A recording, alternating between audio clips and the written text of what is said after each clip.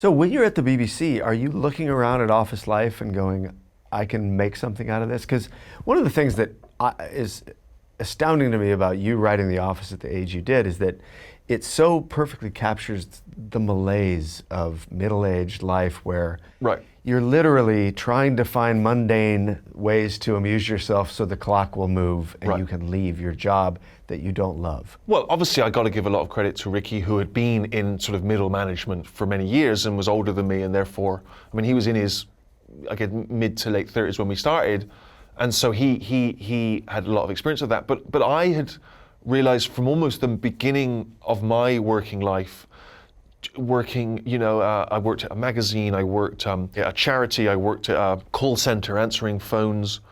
I worked at the BBC itself, and in all of those environments, I'd already observed exactly the same thing. There was the people that were in it for life, there were the people that were running down the clock, there were the people that were making excuses for having never shot for the stars and kind of settled, the people that had made a couple of bad choices and now were kind of slightly stuck.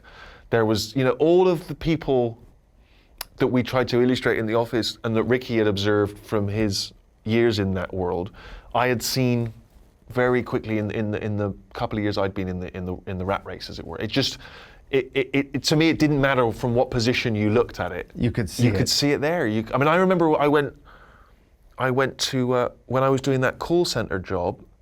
You had to train to. You had to learn how to deal with difficult customers. So there were a bunch of trainees. There was about 10 of us. We'd been hired, and half of us would go in one room and the other would in another, and we'd have to call each other, and we'd have to be a difficult customer that the other person would then try and deal with. And as obviously an aspiring performer, I couldn't believe, this was a joy.